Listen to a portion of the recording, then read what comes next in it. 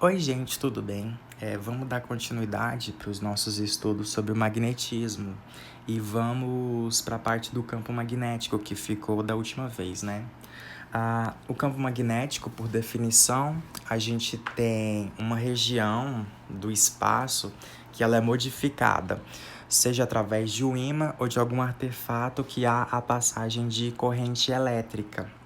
E para a gente identificar esse campo magnético, a gente usa um vetor de indução que é representado pela letra B.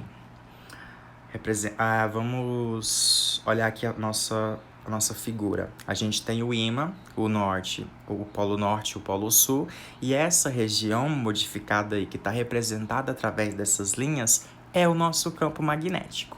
Aí, para identificar, a gente usa o vetor B.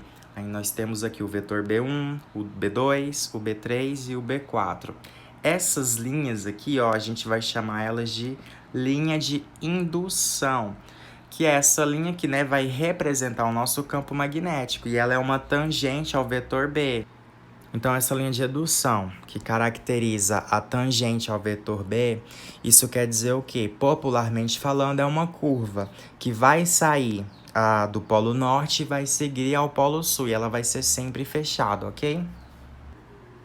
Continuando, a gente vai falar sobre o campo magnético terrestre, que a gente sabe que a Terra ela funciona como um grande ímã devido à quantidade de magnetita no solo. Em relação ao campo magnético, a gente tem o polo sul e o polo norte geográfico da Terra, que está identificando lá as regiões mais frias do planeta, né? A questão da região do Ártico, dentre outros. Na questão do nosso ímã gigante, o polo sul magnético, ele é caracterizado, ele se localiza no polo norte geográfico, tá? Tem essa inversão aqui pra gente. Deixa eu dar um zoom aqui na figura.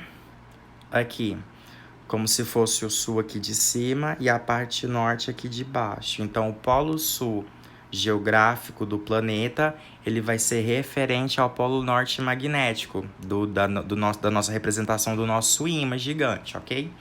E no polo norte geográfico vai estar caracterizado, é onde vai estar situado o polo sul magnético em relação ao ímã. E aqui o eixo de rotação na Terra. Tranquila essa parte. Continuando, a gente tem o campo magnético que vai ser gerado por uma corrente elétrica, que a gente fala que ele é um condutor retilíneo, né? Porque ele segue reto e o campo magnético vai ser ao redor desse fio onde há a passagem elétrica, de corrente elétrica. Aqui na letra A e na letra B, nos exemplos, na figura A e B. Esse fio laranjado é onde está ocasionando a passagem de corrente elétrica. E essas linhas de indução aí, referente ao ventor, está representando o nosso campo magnético. Na letra B, nessa figura da letra B, onde tem essa mão, é uma regra que a gente usa para identificar em que sentido, em que direção está o nosso campo magnético, que é a regra da mão direita. Lógico, a gente vai usar a mão direita. Note que aqui, ó, a corrente elétrica, ela tá vindo de baixo para cima, ela tá saindo por aqui, então tá vindo de baixo para cima. E a mão direita, note que o polegar tá para cima. O polegar para cima tá identificando a passagem de corrente elétrica, então a corrente elétrica aqui tá subindo.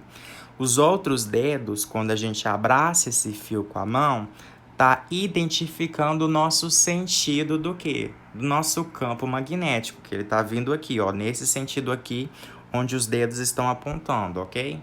Então, os nossos vetores aqui, ó, B, B, tudo seguindo essa direção aqui.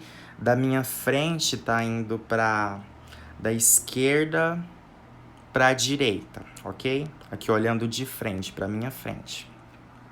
Nessa figura aqui, por último, a gente tem a mesma coisa, a passagem da corrente elétrica, só que ela tá vindo de cima, olha aqui, de cima para baixo. Então, vai ser da mesma forma. A gente tem a regra da mão direita, o polegar está indicando a passagem da corrente elétrica para baixo e os dedos vão indicar o quê? O nosso campo elétrico. E aqui a figura aberta, esse quadrado, Geralmente, vamos identificar que seja algum motor ou algum gerador, tá?